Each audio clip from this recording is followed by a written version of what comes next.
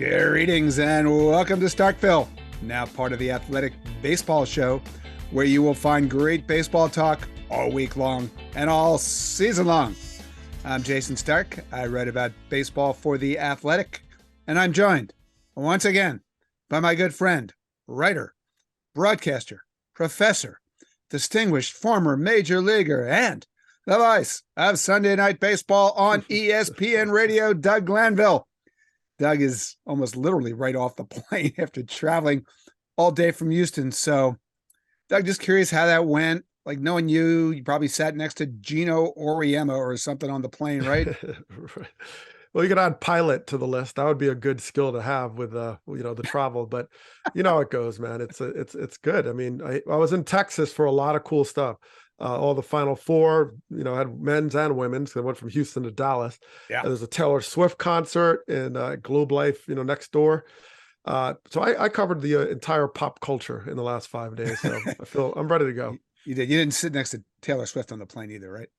I did not. That would be a very special plane, though. Very special. Yeah. And everybody should know, Doug, when we say that Doug's a professor, he teaches at UConn.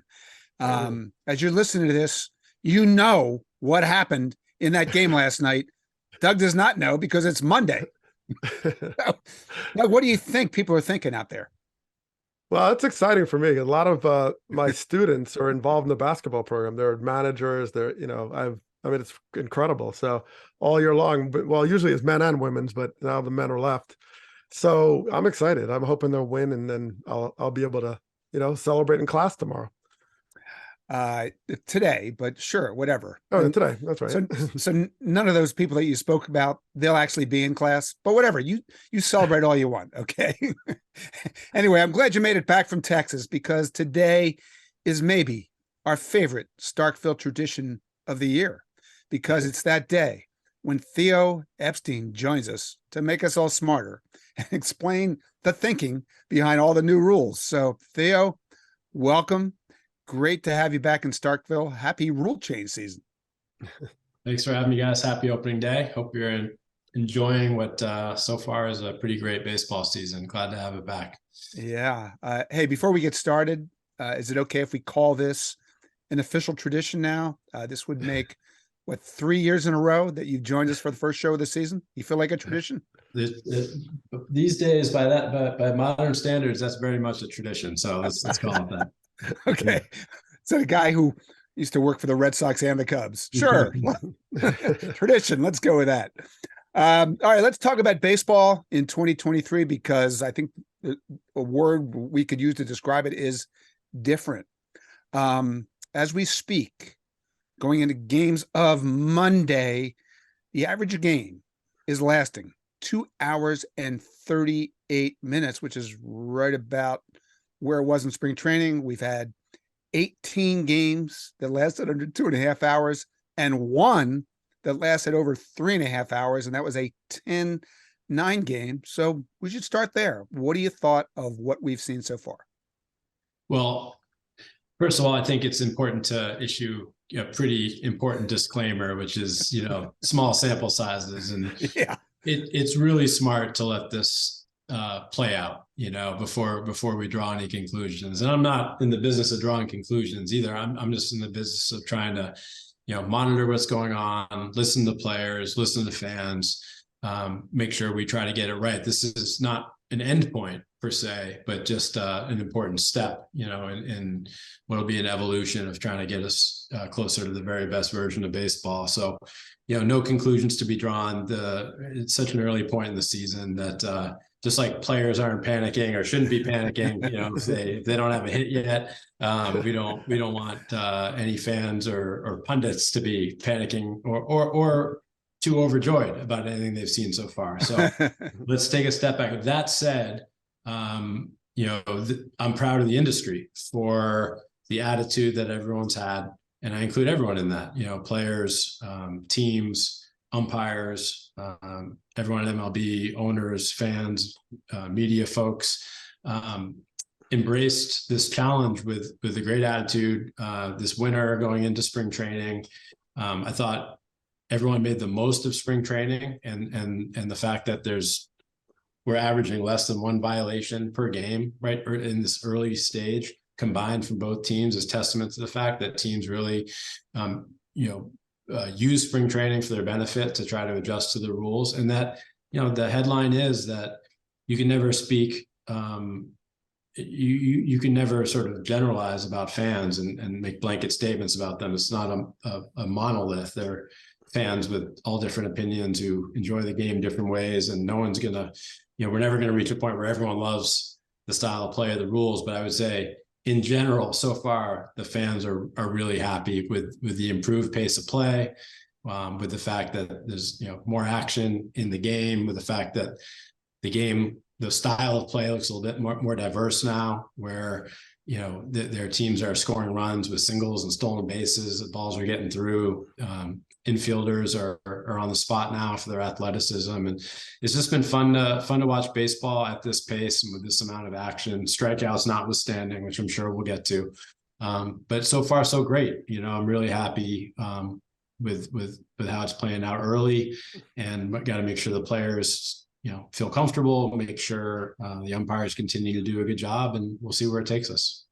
You're here a year ago today, and we were looking into the future at this very version of baseball, and thinking about the rhythm that games have with the clock. And it's just so striking as somebody who watched really closely in spring training and has watched a lot of baseball so far.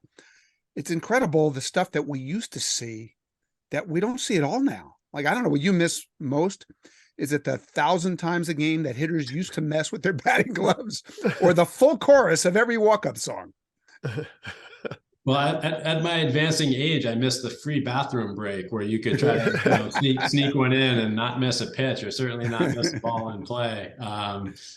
And we don't have that luxury anymore. But no, the pace is I think what gets everyone's attention first, because it's almost like a visceral thing, right? Like, you can look at the data all you want, and that's an intellectual exercise, and it's really meaningful. And I think it's important to deliver a game with the right, the right type of events fans like, and the right quantities. And I'm sure we'll get to that. But the pace of play is something more emotional, more visceral.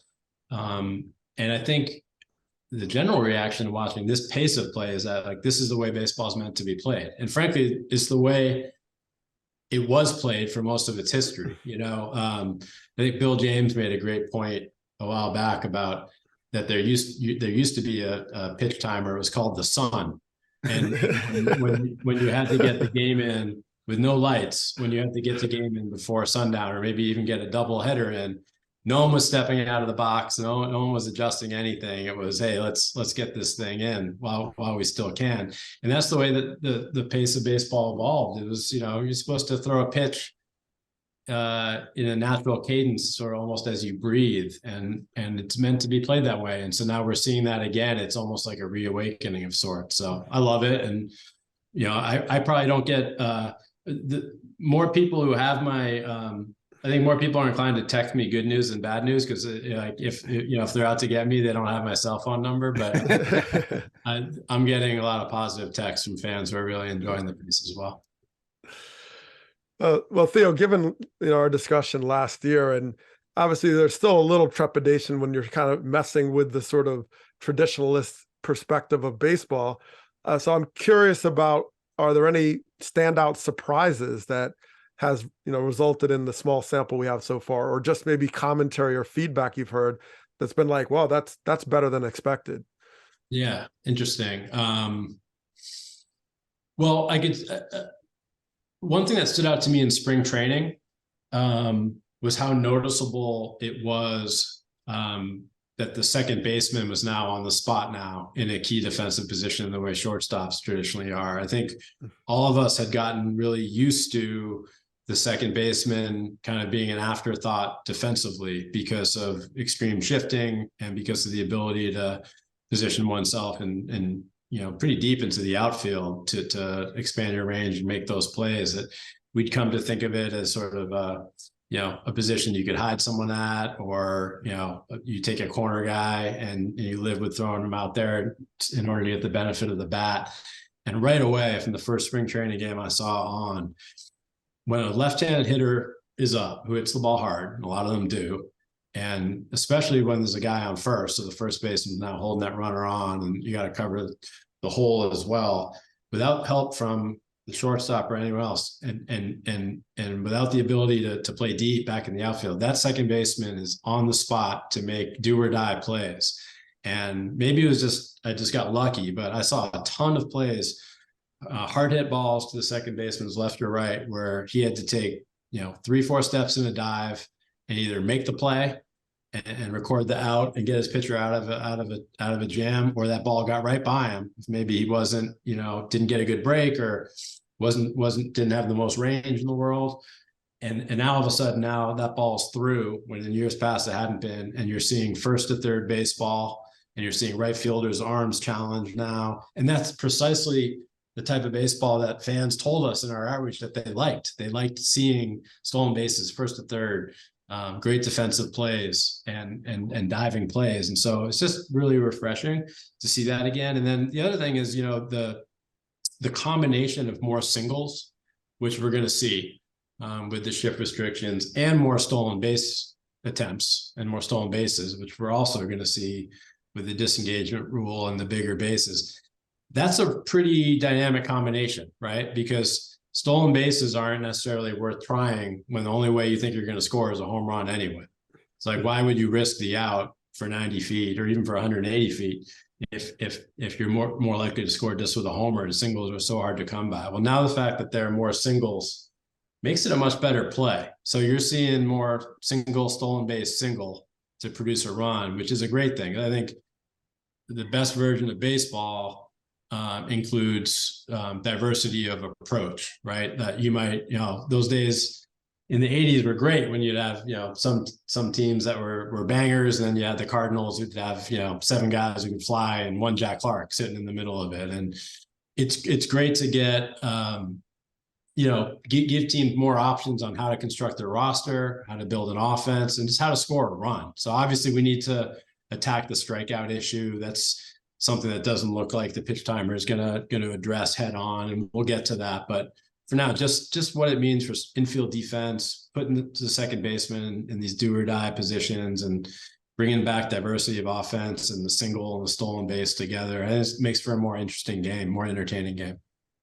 Since you brought that up, I had a day in spring training where I sat around a manager's office with the manager and the GM or president of baseball ops. I can't remember which his title was. And we got into this discussion of a world where now a single is more valuable and more attainable. A stolen base is more valuable and more attainable. And what the ripple effects of that are. Does it affect strategy? Does it affect hitter approach? Does it affect the draft? Does it affect team building? We didn't come to any agreement, but what do you think is the answer to those questions? I think yes to all of them. That's the way it should be, right? I love it when teams have choices, right? Like nothing about the rule changes mean that a team can't decide, like, hey, we still think the best way to build a team is with walks and homers. So, we're really good at identifying hitters with power and hitters with good plate discipline. So that's what we're going to do. Well, you can still do that. There's just a little bit of a cost associated with that now. And there's more that you have to defend, but it gives another team maybe that can't afford, certainly in free agency, to go sign a bunch of guys who hit 40 homers or lead the league in OPS. Another way to do it, where they can start drafting a little bit differently for athletes who can, rise to the occasion with the requirements that you see now in the defensive infield, with speed to run the bases and take advantage of stolen base opportunities, first to third opportunities. Guys who put the ball in play, with low strikeout rates and good bat to ball skills, who can take advantage of the improved in play environment and try to score runs and win games with a different brand of baseball. And that's just a really good thing. So I think ultimately it will change the way organizations strategize across a broad spectrum of departments and initiatives. Yeah. I wrote about this the other day, but I think when people look back on this year, this season, 10 years from now, 20 years from now, 50 years from now, are we going to say this was the year that changed everything? I don't know. I've heard a number of people, already speculating about this is the biggest change, since the invention of the light bulb and things like that. I'm more cautious. I think it's important to, only history can tell us that. And I don't think so. I think, the significant event was really sort of letting baseball get away from us a little bit in the first place, right? Like no one, I said this before, but we have to remember that I think we're fixing something. Hopefully we're improving something, but we're also fixing something, right? No one 30 years ago would have sat there and said, let's design a set of rules and a set of equipment so that one day we'll get to a point where the league hits 243. No, like that's not baseball. The league should not be hitting 243. The league should be hitting a lot higher than 243. Nobody would have designed a set of rules and equipment that would lead you to a one ball in play every 4 minutes, or generational lows and stolen bases and doubles and triples. And no one would design a game and say, like, let's limit the amount of athleticism on the field. So we're really trying to get away from from the way the game has changed unintentionally the last couple decades, and so I don't know that this can be a change of the magnitude you mentioned earlier when we're course correcting in a way. But look, I think it's important for baseball, and what I love about it, I think it shows and has already shown in a small sample size baseball's unlimited potential, right? Like we haven't been doing much the last couple of decades to sort of bring out the best in the sport from an entertainment standpoint with the rules and the way things have evolved. And we're already, incredibly popular. More people attend baseball games than, the other sports combined. Any night during the summer, more people are, if you add up all the local broadcasts tuning into baseball and watching anything else on TV, it's already an $11 billion industry. And that's really the floor. Now you start leaning into progress and putting the best version of baseball out on the field, engaging your fans more frequently and in better ways with the style of play that we have now and all the technological possibilities, and listen to the players and put them in the middle of the action. The sky's really the limit for baseball. So that's what gets me excited. So I'm not going to characterize how big it is, but I think it's one important step in a series of improvements that are available to us that are going to be really meaningful for baseball. And that's great for those of us, like everyone on this Zoom, who love the game and listening to it too. Yeah. Well, Theo, one thing that you kind of sparked in your response earlier was, I played Dungeons and Dragons growing up. And, for those of you who know, like you have all these classes of characters. There's a movie out actually, and they all have different strengths, and you have to work as a team, as a group. That's when you're most effective. And no one class can just say, I'm going to just run rub shot over everybody. Sure. And the fans of this are obsessed with the balance. If I choose to be a rogue or a bard or a fighter or a wizard, everyone has to have an equal chance. Now, I guess I'm curious if that model that you just mentioned around like baseball, you can win a lot of different ways, right? Building teams. Do you see a correlation to that in terms of, not only the sense of having a dynasty, right? The Yankees win or whoever wins every year, and it actually being better for baseball that everyone has a chance, not only because of financial, but because of philosophical approaches. Yeah. Well, while you were playing Dungeons and Dragons, I was playing micro league baseball. So I don't know what that's. I think I played that too. I think that makes us both nerds. That makes us both nerds. We'll wear it proudly. Yeah, look, I think diversity is a great thing. Diversity of approach and diversity of style of play is a great thing. It's just it just makes for a better product. And yeah, I think sometimes it takes putting guardrails in place to make sure there's not one style of play or even one type of player that can like dominate the game. And baseball at its best always has this great equilibrium about it. And there are areas in which we've lost our balance, like the strikeout rate, for example, right? Like this, I don't think it was ever drawn up. The game was never designed to have nearly a quarter of plate appearances and in a strikeout. That's something that we have to address. And the game wasn't designed to have home runs, walks, and strikeouts represent over a third of the outcomes of plate appearances, whatnot. So the game was designed to have the ball in play and to have the ball in play frequently, and to have lots of different ways to get the batter to become a batter runner, and to have that batter runner, or to have base runners either come safely around to home plate. And I think the rules now I think have improved the in-play environment a little bit, made the path around the bases a little bit easier at a time when that was important for some of that equilibrium to be restored between the offense and the defense, and among teams trying to accomplish the same thing, scoring runs and preventing runs, but now they can do it in different ways. Hey, let's circle back to the pitch clock just for a second. Not surprisingly, we've had some players who've kind of blamed the pitch clock, I guess, for stuff that happened, bad stuff. I'm sure you never saw that coming. JT Realmuto talked to Matt Gelb of The Athletic after opening day about how hard he thought it was for the pitcher to gather himself and slow the game down when things start to steamroll.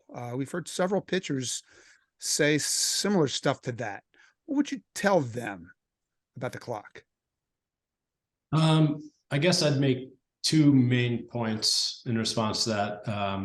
The first is about the adjustment period and what we learned in the rollout in the minor leagues, and the second is about listening, and something Commissioner Manfred has said this week, which is that none of this is necessarily set in stone, and that it's important that we continue to listen and be open to adjustments in the future to make sure we get it right. But first, the adjustment period. You're aware of this, but the pitch timer was tested throughout the minor leagues last year. We've had with these rule changes over 8,000 minor league games that we used to test the rules, to improve them, to throw out the ones that didn't work, and to tweak the ones that did, in order for them to make to avoid unintended consequences, and then to make sure that they would work, and to make sure that players could play under these rules at a very high level and in a really natural, organic way over time. And one thing we discovered with the pitch timer was that it did feel awkward for the first few weeks, and there were plenty of violations, nearly 2 violations per game in the minor leagues the first couple of weeks that we rolled it out. But that after a month, we got down to less than half a violation per game between the both teams combined. So that's at a point where you're only getting 1 violation every 4 games on your team. And it went down from there. Actually, by the end of the season, it was, I think, under 0.4 violations per game, both teams combined.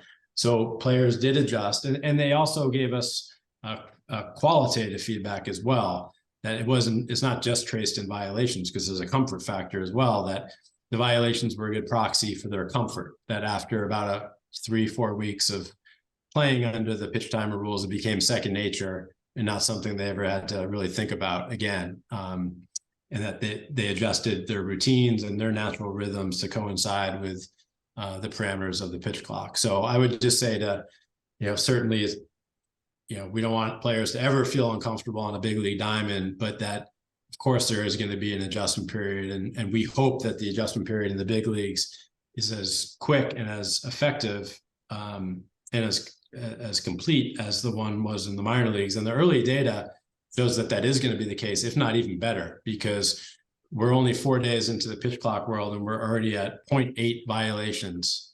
per game with both teams combined. So we're less than that's fewer than half of the violations that we had the first week in the minor leagues. Now, we had the benefit of spring training, but still, if we're at 0.8 violations per game now, that's a pretty good indicator. We'll get down to less than half a violation per game, I hope, pretty quickly. And the thing about the timer to remember, I know I'm going off on a tangent here, is that, the ultimate goal is essentially to have as few violations as possible, and to have no one ever really noticed the timer. It's you want it to be like the 24-second shot clock in basketball, or like the delay of game in the NFL, where there's 0.5 delay of game penalties per game in the NFL. It's not a big. I've never heard anyone come back from an NFL game and say like it was a great game, but the delay of games ruined the whole thing. Like, and same with an NBA game. No one comes back and says like the shot clock ruined the game. They say, man, that was an up and down game. Like, teams were transitioning left and right. I saw some unbelievable offensive performances. So anyway, so I think, the adjustment period should go well. Violations will go down. I believe players will get more comfortable. But to the second point, if they don't, we want to hear, about players' experiences and what can't they adjust to, and what is available in terms of improving the rule. Now, I don't think anything significant about the rule is going to change. Like, I think this rule is working, right? And we're not going to all of a sudden throw up our hands and say, you know what, no timer, because the goals I think are going to be accomplished. But we've already made changes to the rules based on player feedback. There's a timeout available to every hitter for every single plate appearance. Pitchers can step off twice with impunity when runners are on base every single plate appearance. We added an additional mound visit. And I think players will learn to use their timeouts too at the right time when they need them. Pitchers will start stepping off when they need to. Managers are going to start to use that mound visit when they sense that they need a little bit of time. But as Commissioner Manfred said the other day, it's unlikely that we got every single thing right about this, and that's important to stay in listening mode, monitor how things play out, see where we are a couple months in, and make improvements as needed as we go. So that I guess that's what I would say. All right, let me ask you about one more aspect of the pitch clock. Our friend Ken Rosenthal wrote a column today in The Athletic in which he looked at some of the most memorable postseason at bats of modern times, which obviously had no clock, and he asked whether baseball should consider not using the clock in the postseason, or maybe even just in the late innings in the postseason, much the way it doesn't have the extra inning rule in effect in the postseason. Is there any likelihood that could happen? Yeah, I'm not the right person to answer that, and I guess I'll just fall back on the second half of my last answer, which is that the commissioner said the other day that it's important that we pay attention and monitor how the 2023 season plays out, and we'll all be watching those late and close situations. And from what I've seen so far, like, sure, it's different when a pitch is being delivered, at this improved cadence in late innings, and as opposed to being really drawn out. Personally, so far, I haven't sensed any diminution in the drama. Like, the drama and the intrigue is still there. It's just coming at you a little bit quicker than it did before. But I don't know if that's the right answer. We're gonna see how things play out. And the commissioner expressed a willingness to continue to listen and make adjustments. We're 4 days into the season, so one of the great things about baseball is the drawn out tension and anxiety and of the late and close situations, and it I think does that far better than any other sport. And we're not going to lose that, whether and I'm not sure we have in a pitch timer world. But if something's lost and can be gained with a small adjustment, it's great that the commissioner and everyone involved open and willing to continue to listen and make sure we get the rules just right. Well, Theo, you mentioned a couple of times about the trajectory of this. How will you know when you got to where you want to be? Is there a certain number of games? Is it a certain number of, like, how will you be able to sense okay, I think we have this where we need to be, and we'll make small adjustments, but is there some measure that you're looking at? Well, I mean, there's a few ways to answer that. There's, as far as the data goes, different metrics have stabilized at different rates or after different sample sizes. So there's certain metrics where you don't need a huge sample size to be able to draw, somewhat of a conclusion about where this might end up. Others, require a much greater sample size. So we do have, some smart people in the league office looking at that and crunching the numbers every single day. There's a report that goes out about that day's pitch clock data and the impact on gameplay and what it might mean, and lots of different committees, including some folks from clubs working on it. So I think we'll know when the quants tell us that we can draw some conclusions. We'll start to draw some conclusions from a data standpoint. But looking at it more qualitatively, I don't think it ever really ends. I think we'll know we're getting close when, the fans tell us, literally tell us, but then also tell us through, the amount that they're tuning into games and walking through the turnstiles that they really love the product.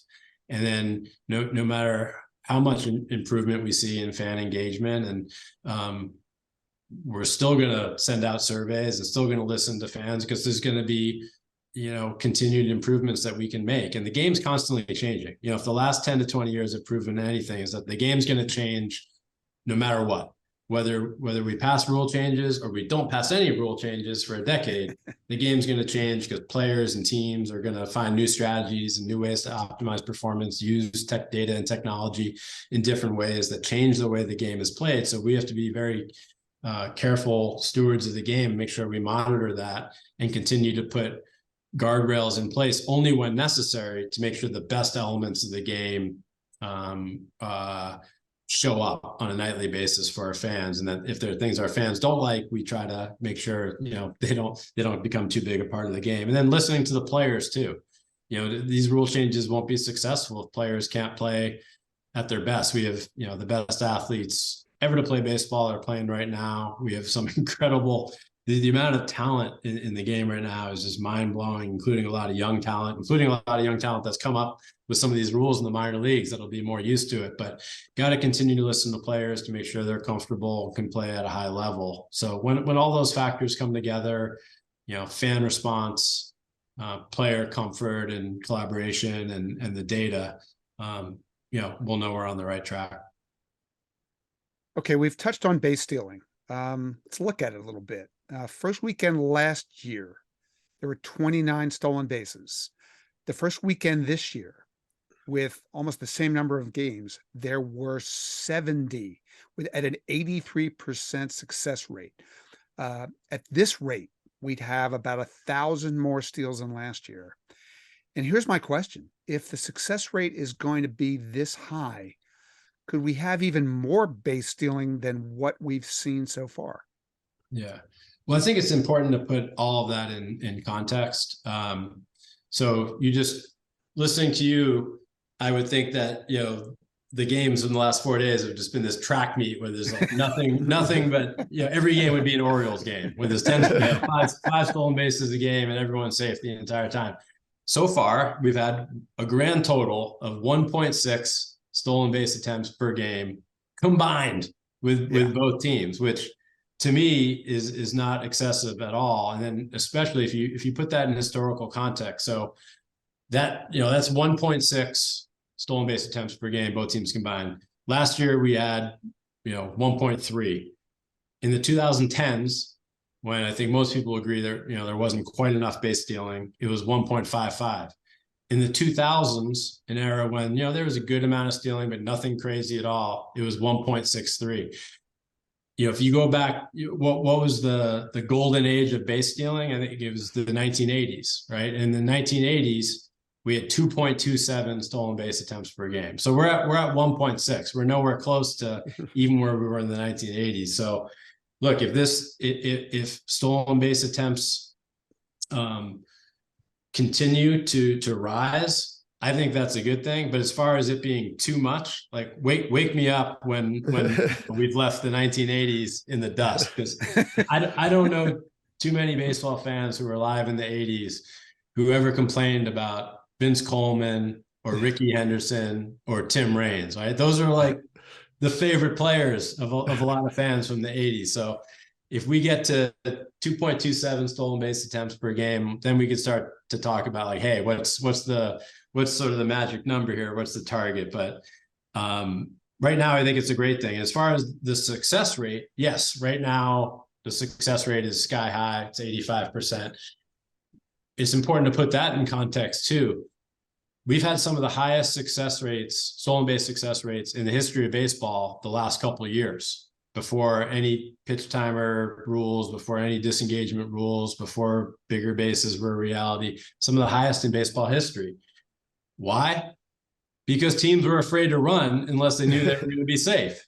And to me, that's not the best version of baseball either. It was teams were barely running, 1.3 attempts per game, both teams combined, and they were only running when they knew they'd be safe, because you can quantify everything these days. You knew how long it took your runner to get to second base. You knew how long it took the pitcher to deliver the ball to home plate. You knew the catcher's pop time. You put it all together.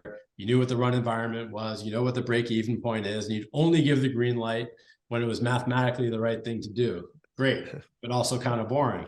So the fact that now you're going to have teams pushing the envelope and trying to find where that equilibrium is. I'm sure the stolen base success rate is going to go up, and then it's going to go down, and then it'll probably go up again. But I'm honestly more concerned with the amount of attempts, because fans told us they love stolen base activity. You know, we all played pickle growing up, right? And what's the best part of pickle? It's the daring, it's the bang bang play, the sliding, the tag. Like, that's why fans love stolen bases, to see that kind of athleticism and daring on display. So I'm sorry, but spare me the complaints about 1.6 stolen base attempts per game. I love it, and I think fans love it, more importantly, and it's great that we're going to see more of it when you go to the ballpark. Yeah, I had a friend of mine text me over the weekend who must not have watched much spring training, who said, "Oh my God, it's way too easy to steal a base. They got to fix that." And so I'm curious how teams are going to control the running game.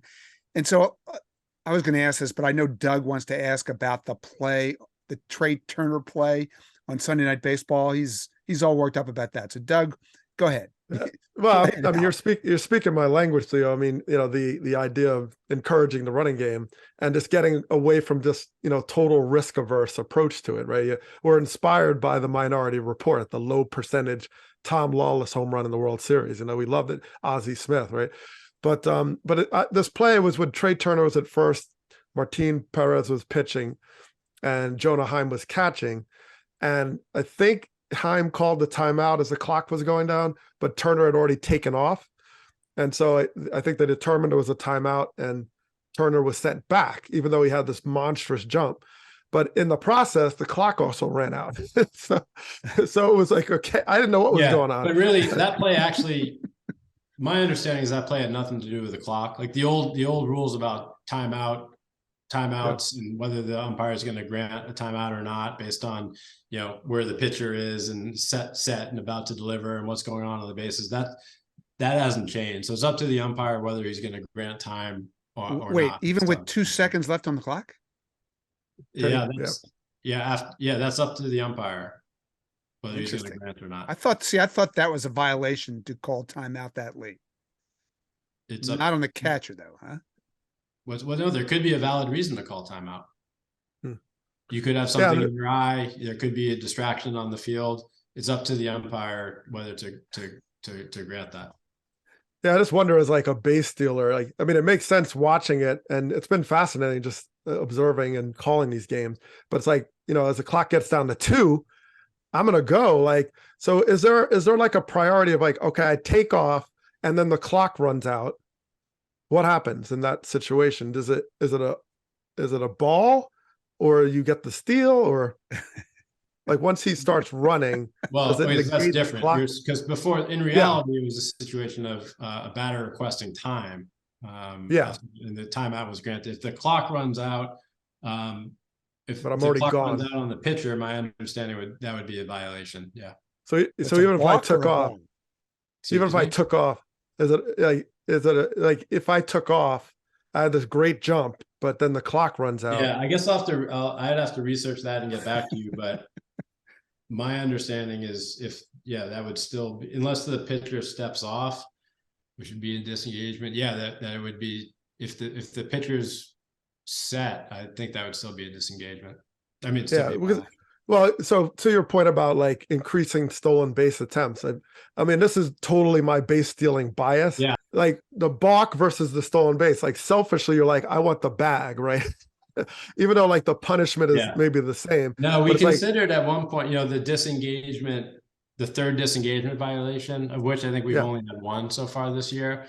But there was a time when we considered the idea of letting that count as a stolen base. Yeah, so that's what I'm talking about. To incentivize, I think for some other reasons, I think we decided that wouldn't be possible. We touched on the impact of the clock and no shift on offense, and the numbers are pretty compelling. Batting average on balls in play back over 300. It had been 290. Left-handers batting average on balls in play, pulled ground balls up 27 points. Pulled ground balls 90 miles an hour exit velocity or higher, up almost 30 points. One of the things that struck me, hard hit ground balls up the middle, up 22 points. This seems like the Theo vision. Am I right? That these are hits again? Yeah, it's not my vision at all. There's literally dozens of people just at MLB, Central Baseball is working on this, plus the Joint Competition Committee and everybody else. But that's a good example. The hits up the middle, that's a good example of us needing to take a step back and get a big sample size and see how things are going to play out. Because you wrote about this last year. We talked about this last year. The way we designed the shift restriction still allows for the offside middle infielder, so say the shortstop with the left-handed hitter up, to play just up to but not over the bag at second base. So still in a position where he could field a hard hit ground ball that's right over the mound and right over second base. And there was some concern that meant that we weren't going to do enough under this iteration of the rule to open up the middle of the field and reward hitters who have a good approach and hit a one hopper up the middle, for example. And so we tested an alternate version of the rule in a really small sample last year, where in addition to the depth restriction and the two infielders on either side of second base, we also had a no-fly zone of sorts right behind second base that looked like the pizza slice or a Trivial Pursuit wedge right behind second base. And we didn't do enough testing to draw any conclusions about it, but it's something that we're going to continue to test this year at some point in the Florida State League, I believe. Just in the event that as the 2023 season played out, we realized that, hey, we haven't opened up enough of the field. There's not enough base hits up the middle, and that's not the perfect version of the anti-shift restriction. So, I appreciate your enthusiasm 4 days in about the middle, but thank you. We're going to sit back and wait and, see where we are 4 months into the season, and continue to test alternatives in case there's a way that rule can be improved. All right. So why don't we overreact 4 days into the strikeout rate and the walk rate, which are both up. And I know the hope, based on the experience in the minor leagues, was that we might see both of those rates come down. Have we learned anything at all about the strikeout rate in particular? Because if we're still going to have a record number of strikeouts, doesn't that counteract the impact of the no shift? It doesn't counteract the impact, because just imagine a world with a record number of strikeouts and none of the other rule changes, right? And that's what we lived in that world. That'd be far worse. Yeah, we lived in that world to an extent.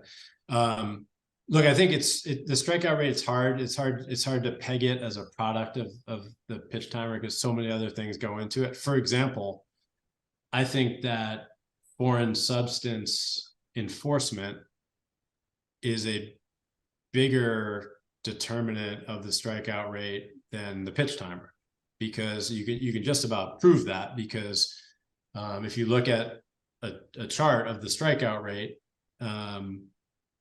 during the season, when the foreign substance enforcement rules and the pitcher checks were announced and then rolled out, it fell off a cliff, and it dropped a couple percentage points in a really meaningful way. And then over time, as those checks became a little bit more rote and pitchers found ways to, navigate, I'll just say better grip, despite those rules, and found a way to pitch in the new world, the strikeout rate went back up. So it's, in a world where we're still trying to figure out foreign substance enforcement, we're still trying to figure out how to give pitchers a baseball they can command, but, without maybe spinning it to such otherworldly levels that it results in unhittable stuff. I think it's hard to sort of peg anything directly on the strikeout rate. But look, you're talking to maybe the person who most often jumps on a soapbox about our need to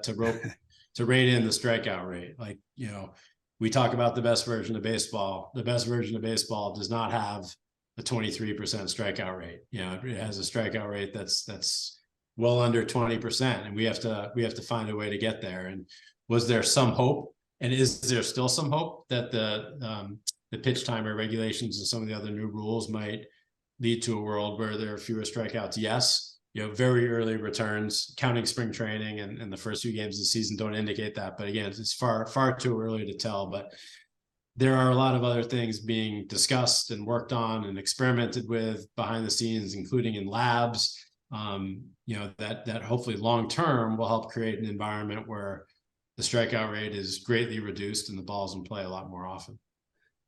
Or when you say labs, I think you're talking about a new baseball, right? A baseball that's a little tackier, and you're going to test that in the minor leagues? Yeah. So there's a couple things. There's the possibility of an enhanced grip baseball that, would mean the baseball wouldn't have to get rubbed up with mud and would still provide adequate grip for the pitcher to command the ball, but maybe wouldn't be a baseball that's capable of being spun at these crazy levels and seeing, these unhittable, 92-mile-an-hour sliders that, break more than any other slider in history, is harder than any other slider in history, and helps contribute to the strikeout rate. There's also, some other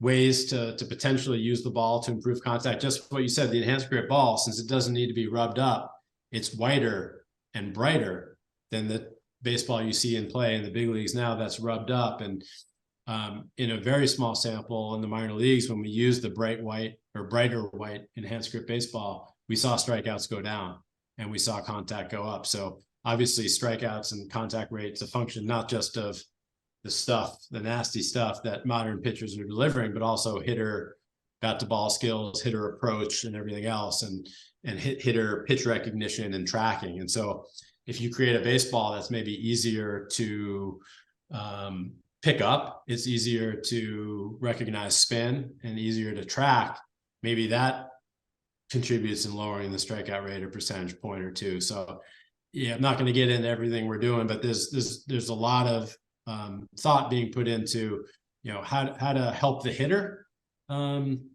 make more contact, in the future going forward. And then, also, yes, maybe level the playing field, with pitchers a little bit as needed, so that, we're not at this point where the average major league pitcher is striking out far more batters than Bob Gibson in his prime.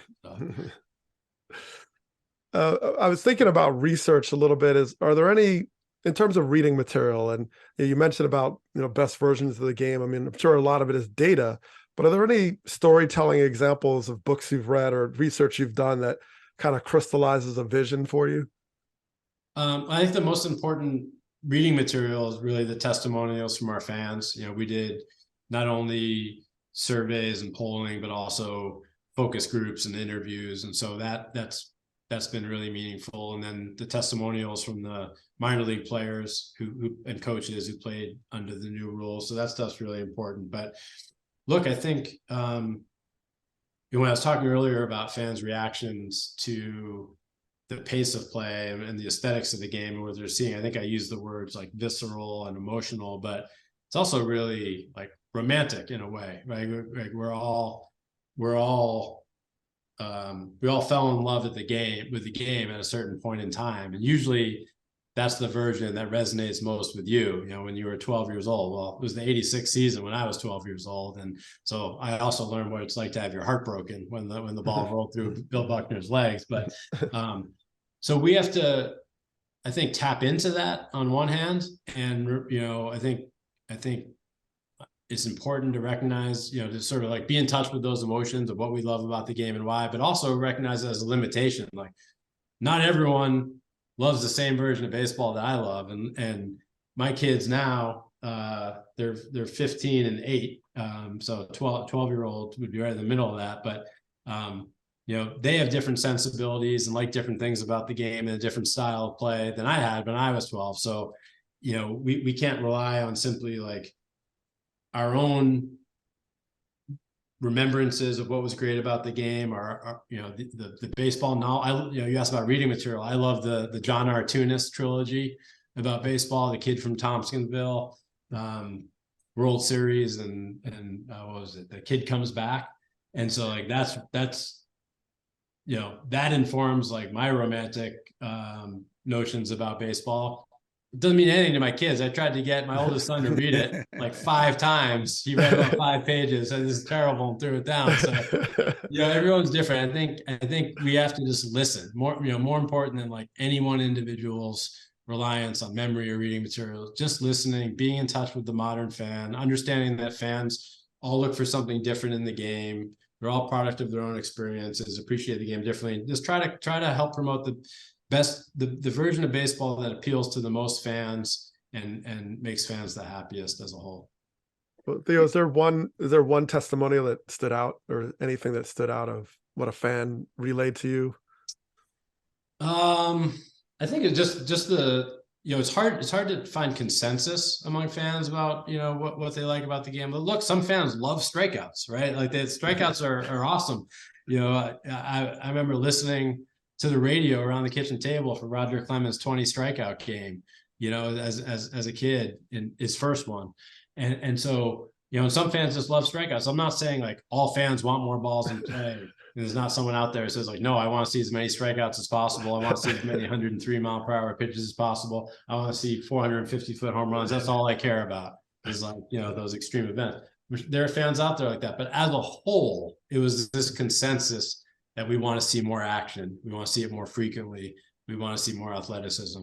And to me, like just personally, the most powerful testimonials have actually been from like the crustiest, most old school baseball people that I've known throughout my career. People who wanted, you know, no part of any kind of a clock in baseball, and weren't shy about telling me that. I want, you know, no part of some of these rule changes, bigger bases, crazy, shift restrictions, nuts, pitch timer, you're ruining the game. And then, you know, seeing a few minor league games last year, calling me up and saying like, we need this in the big leagues tomorrow.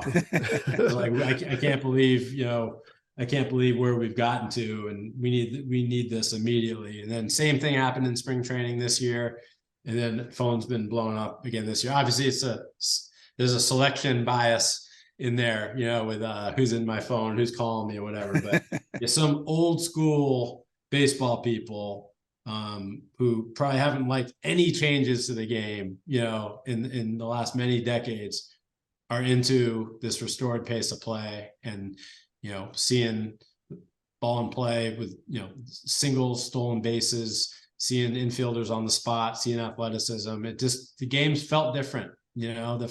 Then I was at opening day in Yankee Stadium, sitting in the stands, and you know how you could always hear the conversations going on around you, especially the row sitting right behind you, and fans were just really into it. You know, we had a lot of strikeouts that game. The ball wasn't in play that much, but the pace was awesome.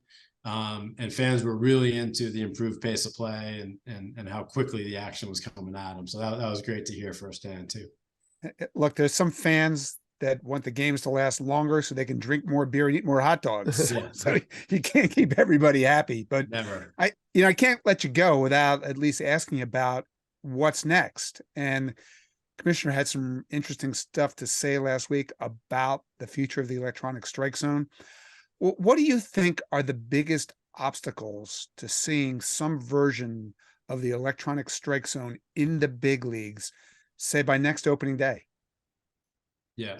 Well, I'm going to definitely take my lead from the commissioner on this one. You know, he talked about how there's a real need to learn more about automated balls and strikes. And I second that. And I'm really excited that we are going to learn so much more. Our knowledge about what ABS means and the impact of ABS is going to increase exponentially this year, because we have full ABS in all 30 AAA ballparks, and we're going to do a thorough, balanced test and vetting of both the full ABS system and the challenge ABS system. And both systems have pros and both systems have cons. So we have to determine what's the appropriate system to potentially consider initially in the majors, and more importantly, is it worth considering either system in the big leagues, or is status quo better with human umpires? So you asked what are the biggest potential obstacles. I think it's probably best addressed by looking at each system, full ABS and challenge ABS. Like with full ABS, it's a pretty big step to fully eliminate the human element. It's a big part of the game. The home plate umpire is an important figure in the game, does a lot, and probably a lot more than people recognize to manage the game, beyond just calling balls and strikes and safe and out at home plate. So yes, there'll still be a human umpire in a full ABS world, but diminishes the role of the human being in the adjudication of the game.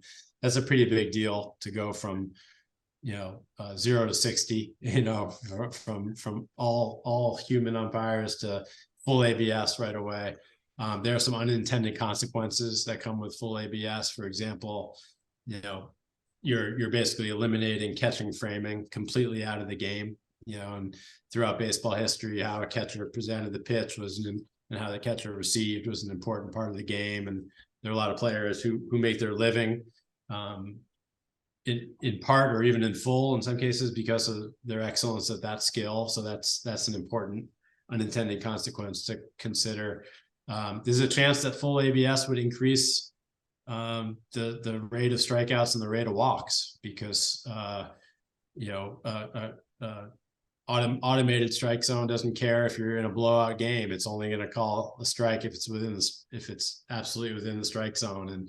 And an automated strike zone is a complete rectangle, where the human strike zone is a lot more like an oval. Where fans and players alike are not used to seeing strikes called on those extreme fringe pitches, just on the corner up and in, or just on the corner down and away. Those are traditionally balls, and they would be strikes. So it's probably not worth putting in a system that would dramatically spike strikeouts and walks when we're trying to get the ball in play more. And then that, the inelasticity prolongs blowout games, where an elastic strike zone from a human umpire makes them go quicker. Frankly, we've polled players who played under full ABS system, and they don't love it. Players and even fans don't really love the current version of what full ABS looks like. Maybe that'll change as we improve it. And then there's the possibility of being overly reliant on technology as well. In a full ABS world, the system goes down. You have a home plate umpire who hasn't called balls and strikes for 4 months. The Wi-Fi goes out, technology goes out in the ballpark, and you're asking the home plate umpire to call the game again. So those are some of the cons of a full ABS system, and some of those considerations help motivate this idea that we thought of the challenge system, which is based in part on like observing tennis and how they initially went to the challenge system, where, for those who don't know, the challenge system involves the home plate umpire, the human being, still calling balls and strikes, but the ABS system running in the background. And each team would have 3 challenges per game, where they could appeal to ABS to review the umpire's call. It happens virtually instantaneously, less than 5 seconds from beginning to end. And what the challenge system does is potentially preserves the best parts of having a human umpire, while also giving you some of the important benefits of the technology. And in a challenge system done correctly, you would fix the egregious misses. So just the obvious misses where, a guy misses, a guy throws a pitch a foot outside and it's called a strike. Well, you could instantly challenge that and have it corrected. And then you retain your challenge, because if you're correct, you keep your challenges. You only lose them if you're wrong. So it would fix the egregious misses, and then it could fix the high leverage misses, the really important misses. And that was really the motivation for replay in the first place. Wasn't necessarily to get every single call correct all the time. It was to make sure you got the big call, you fix the really egregious misses, and you got the big calls right. And replays kind of evolved in a way that hasn't lived up to that, depending how you look at it. But a challenge system, that's the motivation. Preserve the human element, get the egregious misses corrected, get the big calls right. But it comes with its own set of potential drawbacks as well. The first, what we just said, doesn't get every call right. There are some fans out there, some players out there that want just every single call to be correct. If it's in the rectangle, it's a strike. If it's not, it's a ball, no matter what. Challenge system doesn't necessarily do that. It only gets, the calls right that are challenged. It's got the potential conceivably to slow the game down if too high a number of pitches are challenged. You have to monitor for cheating and other sort of abuses of technology, because you're doing this in real time. You'd have to, build a little bit of latency into the system, and there'd be potentially some changes to the broadcast and things like that. So the bottom line is we don't know whether baseball's better with or without ABS, and if it's with ABS, whether we're better to do full ABS or challenge. But I think a lot of those questions are going to start to be answered this year in AAA, and it'll be fun to talk to players, talk to fans, talk to umpires, and dig into the data to see if we can start to make this muddy picture a little bit more clear. And again, you should only make changes if it makes the game better. It's pretty clear with the pitch timer what we're solving for, right? Fans like games that are 2 hours and 30 minutes. They like a great pace of play. They like that better than a world where the average game is 3 hours, 10 minutes, and there's a lot of standing around. But you have to figure out exactly what you're solving for with ABS. You don't want to force a solution without a problem. You want better umpiring. You want every single call to be right. Do you want a more level playing field? What's the exact thing you're solving for? That's important to figure out. And then you can go about seeing if there's a great and appropriate solution. And you kind of zip by this, but isn't there also this issue of what's a strike? What the computer thinks is a strike versus what the hitter and the pitcher have come to think through their whole lifetime is a strike? Yeah, there is, but actually heard you talking about this the other day. I think it was you, and you mentioned that there's this problem with ABS that there's still all these like breaking balls that just touch the very bottom of the zone, end up in the dirt, but they're called strikes by the system, or the opposite, the hanger, the high breaking ball that's a bad pitch and a hanger, but it just comes down at the very back of the plate and hits the top of the zone. Now all of a sudden that's a strike, and those are pitches that have never been strikes before. Now they are. I think we've come a long way. The technology is now really good. Like we went away from a 3-dimensional strike zone with ABS to a 2-dimensional strike zone and set it at the middle of the plate. And that really helped create better outcomes for what's a strike in a ball with all different types of pitches. So, a fastball that carries through the zone at the knees is still a strike, but the breaking ball that ends up in the dirt that maybe clipped the very front of the plate is no longer a strike. So there's a real improvement in there. We saw that in the minor leagues last year. So technology is really good, like within 1/10 of an inch, and we've gotten smarter about how to use it to get calls right. You're still going to have the one that still stands out is the miss. So when you have a catcher who's set up in, you're trying to throw a fastball in, crowd the hitter, the pitcher misses by 17 inches. Now the catcher stabs for the ball at the last second, and it looks like he barely caught a ball that was like a foot outside. Well, in reality, if that ball caught the outside edge of the plate, that's a strike. But no one in the ballpark thinks that's a strike, except maybe the pitcher. But the hitter doesn't think it's a strike. The umpire doesn't think it's a strike. The fans don't think it's a strike. The TV broadcast doesn't think it's a strike. but technically it's a strike. But that's a good example. Like, do you want that pitch called a strike or not? Because human umpires are not going to call that a strike because it doesn't look like a strike. Has never been a strike. But you could argue that it shouldn't matter how the catcher receives the ball, whether he frames it perfectly or whether it's a desperation stab from 19 inches away when he's set up in and off the plate. So look, that we're going to learn the answer to that question and many more, I think, by observing AAA this year. I'm excited about all of that. Hey, can't let you leave without playing America's favorite game. Know your Theo Epstein trivia. No, I asked that there would be no trivia and especially no sort of self-indulgent trivia. So do I get an exemption? This is going to be so easy. Don't you always get these right? I think you're no. Lifeline. We can call Lifeline.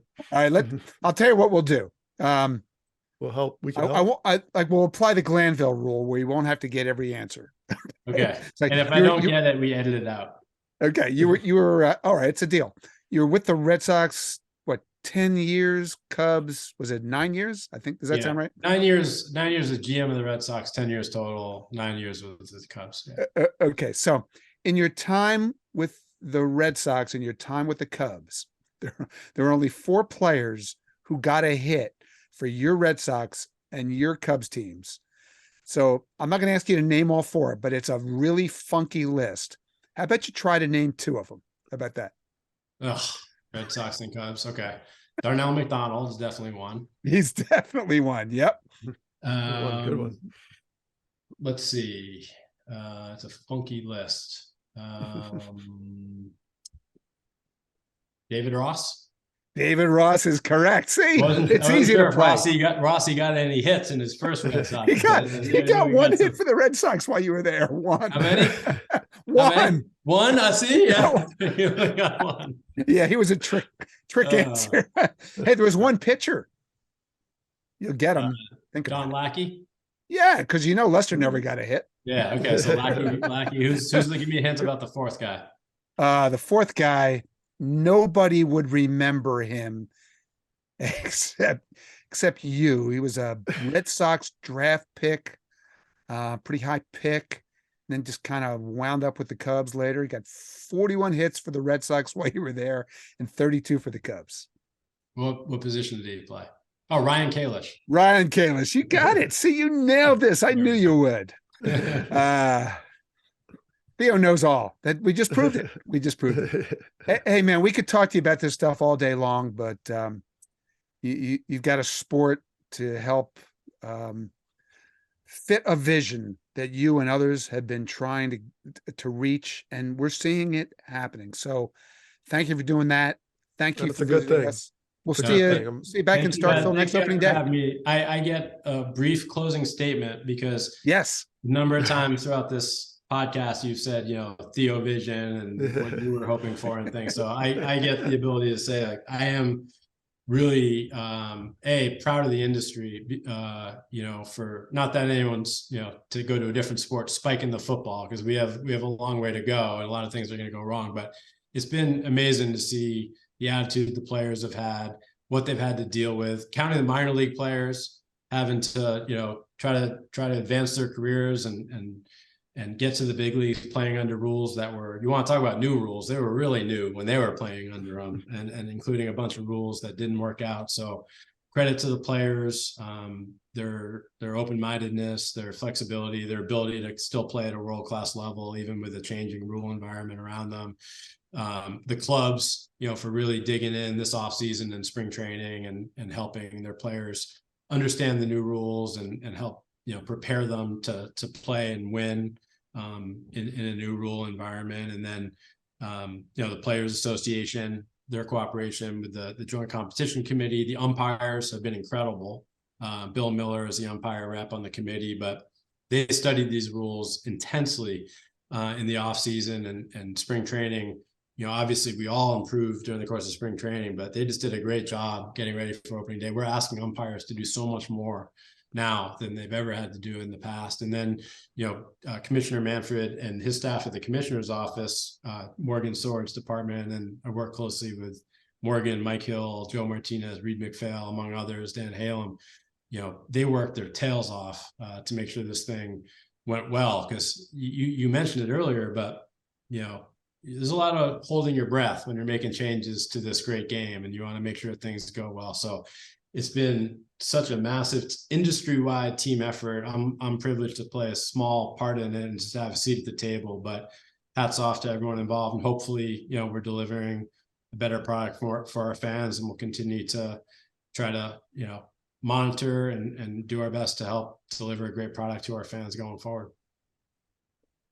Great closing statement. Yeah. Great having you here. So we can just pencil you in for next opening day in Starkville. Yeah, I'll say it. And I should have mentioned too, because he never talks about it himself, or talks about himself, but John Stanton, who's the head of that joint composition committee with the Mariners, did a great job bringing everyone together at the table, including reaching out to the players. So I don't want to forget him. But yeah, let's do it. Let's do it next year. Hopefully we're talking about a great 2023 season.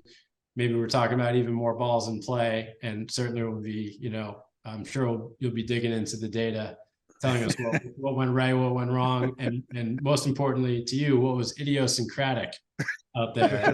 Right. And Doug will be complaining about, limitations on stolen bases in some form. Oh, open it up. Open it up. I spared you so much idiosyncratic on this show. So much. You did. All right, guys. Thanks. Okay, it's that time again. It's time for listener trivia, our way of involving you, our favorite listeners in this show. Doug, I don't even know why we're doing this segment anymore. We should just retire from trivia right now after our undefeated spring training, don't you think? I mean, amazing. Well, the Royals were what? They were like 20-0 in spring training, and it hasn't gone very well so far. So it's a different season. So I'm going to respect that. But I'm rooting for the Royals to get back on track. Yeah, spring training results are not a guarantee of future results in the season. So we're about to prove that, I'm going to guess, for the next 6 months. Anyway, we asked you listeners for opening day type questions, and we had some really fun ones as usual. None better than the question submitted by this week's special trivia guest star. It's Jeff Gow. So Jeff, welcome back to Starkville. I believe you were here several years ago, right? Remind us how that went. Yeah, it was a few years ago. First of all, thanks for inviting me on, you guys. And welcome. I was right at the end of 2020 World Series. It was the question on pitchers who ended the World Series and also started a game in that World Series. And you guys got like twice the number of guesses. Yeah, we were on fire on that day. We guess a lot. Yeah, we changed the rules since then. That was the devious Glanville cheating scheme. Yeah. So you guys got it, but I'm hoping to stump you guys this time. So, okay, sounds good. Jeff, again, just remind everybody where you're from, what team you root for, all the important stuff. Yeah, so I'm an economist and wannabe science fiction novelist from up here in Canada. So I've been a diehard Blue Jays fan for about a quarter century now. Things are looking pretty good this year. Not so much after the first weekend, but no, it's a long season. So yeah. It is a long season. Yeah, it is. All right, listen, we've stalled about as long as we can get away with stalling. It's time to put our trivia streak on the line. Yeah. So Jeff, hit us with your questions. We can get the getting it wrong part over with. Yeah. So, with opening day, we always associate opening day with the start of something. So thought it'd be cool if I turned it on its head and instead asked about opening day as the end of something. So this question is pretty straightforward. Basically, the question is, in all of baseball history, there's been exactly one former MVP and one former Cy Young winner who played the final game of their career in a season opening series. So can you name those two players?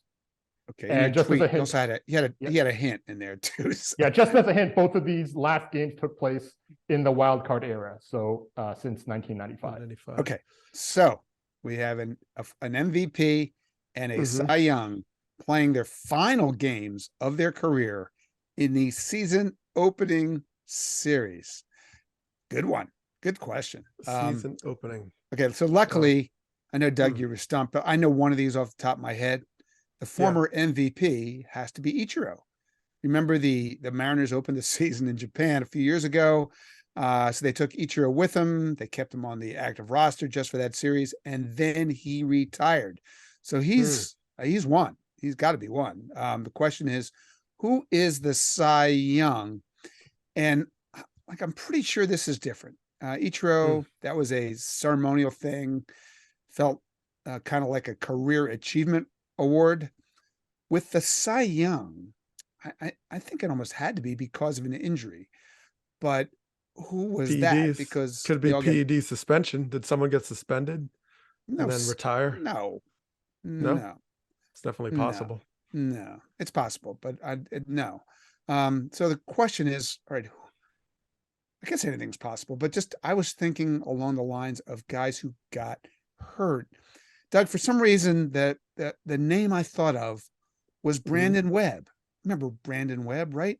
He was great, then he was hurt, then he was gone. So I just have this hunch about Brandon Webb starting on opening day, getting hurt, never recovering, never pitching again. So like, he's kind of my best bolt there. But there are a lot of choices because there's so many guys whose career ended with an injury. Like Cliff Lee felt like a guy like that. Felix, maybe. I can't remember if he made it out of spring training with the Braves. I thought about those two. Doug, I'm sure you've thought about this. What do you got? I mean, you're kind of on your own on this one now that I listened to your thinking.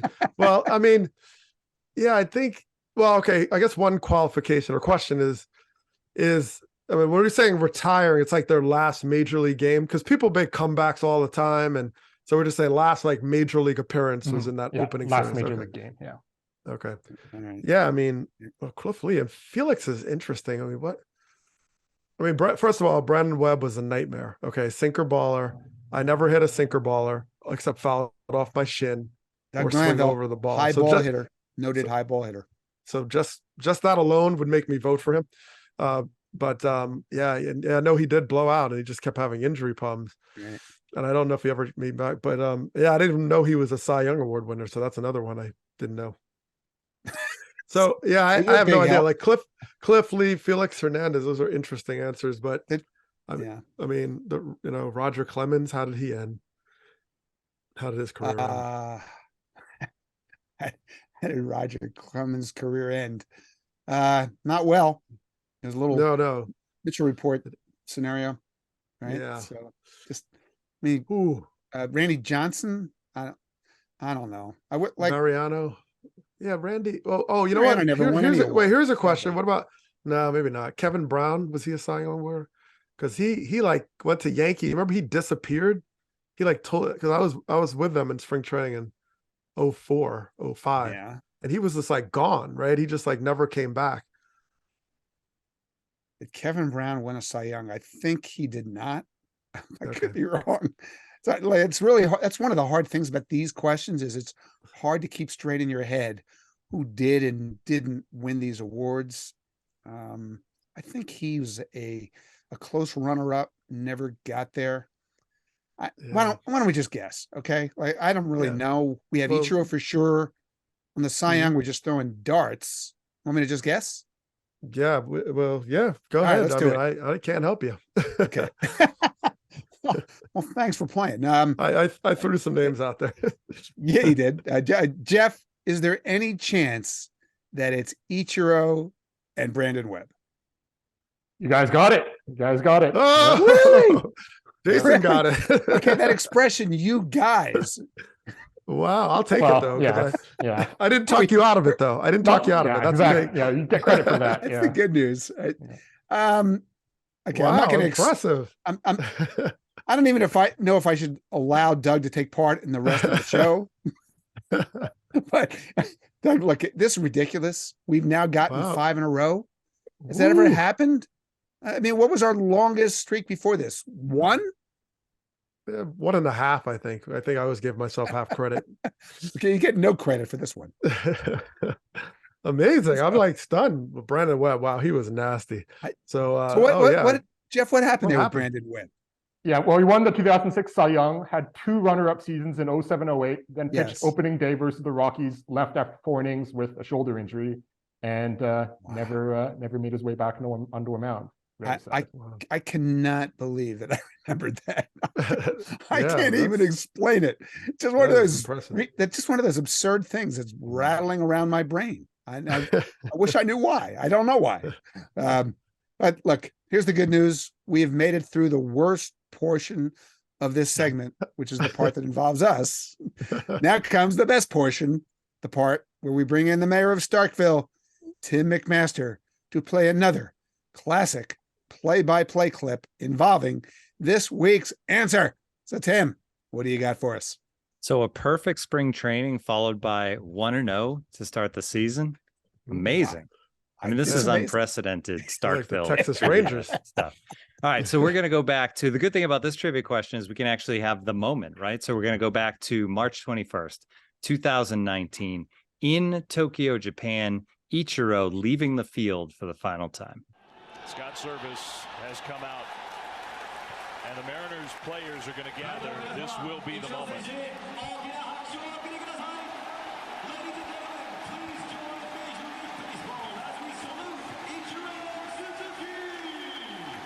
For the final time, coming off a Major League field. Going one by one. One final sayonara to all the fans here in Tokyo. One Hall of Famer hugging another, soon to be. 46,451 here tonight at the Tokyo Dome, and who knows how many watching around the world. This is emotional. Wow. I believe that was Dave Fleming and former Starkville citizen Eduardo Perez. Yes. And Jeff, that was an excellent question, man. I'm not sure how I got it right, but we loved it. Thanks so much for joining us again in Starkville. Thanks for having me on. So, Doug, there are many great reasons we're thankful for the start of the baseball season. Here's the best reason of all, I think. It's the return of our Strange But True segment. And I know it's early. Some really strange and really true stuff has happened already, Doug. So why don't we just zip through a few of these? They're kind of fun. Yeah. You know, the Rangers are off to a good start. We don't know that. Let me say this again. The Rangers are off to a good start. We all know that. Maybe you didn't know this. The Rangers outscored the Cowboys in their first 2 games, 27-23. Is that good? Seems good. That's pretty good, Right. to say the least. Meanwhile, you touched on the Royals earlier. The Royals scored the most runs in baseball in spring training. And what did that mean, Doug? They got shut out in their first 2 games of the season. That's what it meant. Is that good? Yeah, the old spring training. What does it mean? We do not know. When will we ever figure that out? Yeah, that's not that good. Yep. Trace Thompson, he had a day. Saturday night, first game of his season. He went slam, 3-run homer, and then hit another homer solo in the same game. You know how many Dodgers had ever had a game like that with a slam, a 3-run homer, and a third homer of any kind of homer? Nobody, no Dodger in history had ever had one of those. And then Trace Thompson, who they claimed on waivers last year, had that game. Is baseball beautiful, Doug? It's beautiful. And, you know, I mean, his brother shoots threes for a living, so I figured that makes sense, actually. But I actually spoke to Mike Lieberthal not long ago, old teammate, and I read somewhere that he hit the cycle slam, or whatever you call it, the slam cycle. He had a grand slam, 3-run homer, 2-run homer, and solo homer in the same game in high school. So I called him to confirm this, and he did say it happened. So I just thought I'd throw that out there. Pretty crazy, right? It's the slam cycle, the home Slam run cycle. Yeah, well, I don't know. The slam, whatever it home run is. cycle. I don't.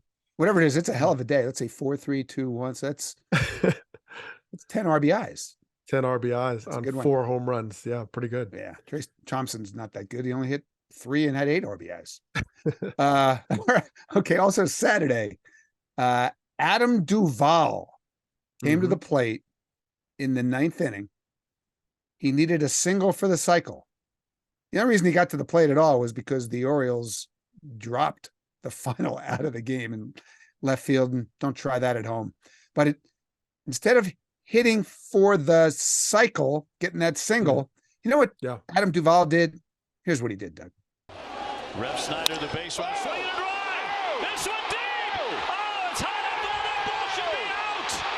That ball should be out. That ball is out. It is gone. It is gone. It's a walk-off for the Red Sox. They're trying to see if there's a replay on this, but it hit that padding. It's stuck. Home run. The call in the field is the burn. It's a home run. Wow. Wow is right. Dave O'Brien on the call. How many hitters in the history of baseball had come to the plate needing a single for the cycle and instead hit a walk-off home run? According to our friends from Stats, that would be none, Doug. Not a one. None. Wow. Sound about Zero, right? really? Wow. Yeah. That's incredible. You're supposed to hit a single. Yeah, I mean, well, John Shambi would be very happy about this because he doesn't like the cycle for the reason that actually he just showed, right? You'd rather have the home run than the single. But man, that's the way to cap off a great day. Yeah, the cycle definitely overrated. But walk-off homers when you need a single for the cycle, not overrated. Okay. Opening day, Max Muncy put up the opening day platinum sombrero, second one in history. So I just got to thinking, I wonder how many times the Dodgers, any Dodgers, struck out 5 times last season. So that answer was none. So they went through the whole season. Nobody struck out 5 times. They got to opening day of this season. And what happened? Max Muncy struck out 5 times. Can you explain baseball, Doug Glanville? I never can. That's why we do what we do. It's alienation. You got to just roll with it. That's why Starkville exists. We roll with stuff just like that. Okay, let's do one more of these. This was from Sunday. Giancarlo Stanton comes to the plate. He's a large man. He hits the ball real hard. Here is what he did. Stanton swings, drills one to deep left center field. That ball is high. It is far. It is gone. Oh, what a shot. Oh, what a shot. That is a Stantonian home run. A blast drilled to deep left center field. Giancarlo non si può stopparlo. Doug, you know Italian. You speak Italian fluently. What was John Sterling trying to say there?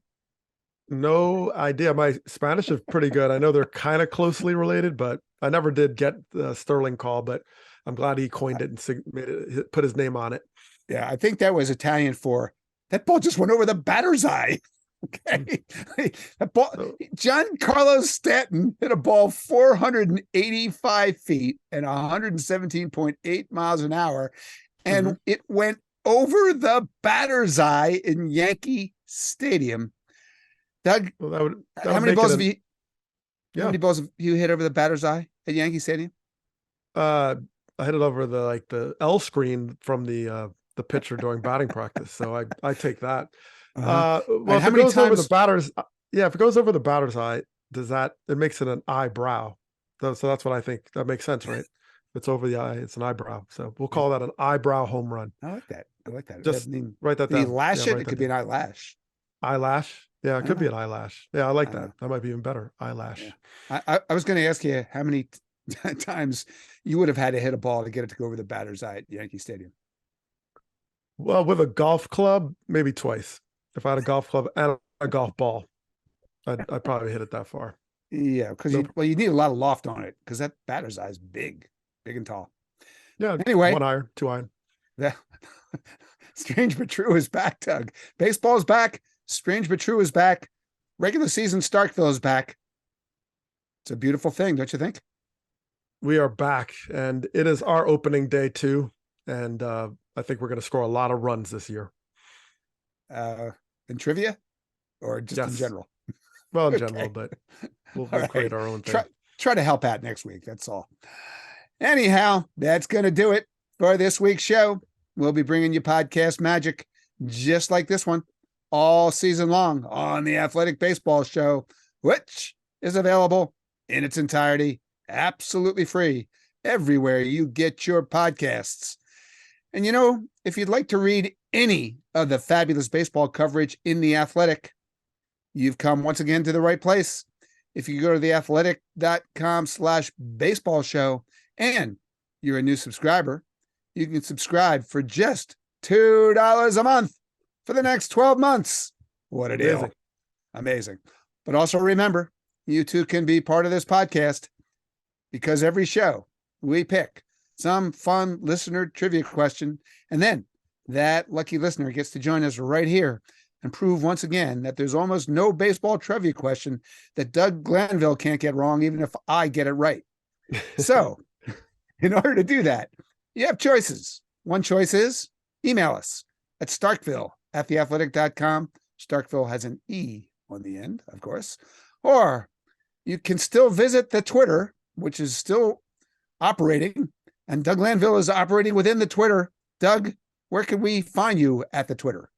Well, I'm Twitter blue. I have a blue check mark. I don't know So how far, that right? works, but yeah, so far it's still there. But anyway, we'll see if that evaporates. But what won't evaporate so far is at Doug Glanville. You can find me anytime you want. DougGlanville. Right. Doug, please do not evaporate.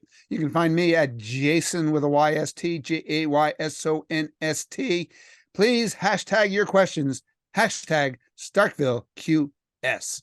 So Doug, thanks for playing. Thanks to Theo Epstein for visiting us. Thanks to Jeffrey Gow for the great trivia question. Thanks to the mayor of Starkville, Tim McMaster, for producing us and putting up with us. And thanks to you all for listening. Doug and I will see you next week on Starkville. Is there a delay in here? It's Must all right. be. We create our own delay because we cover so much ground. So that's We okay. really do.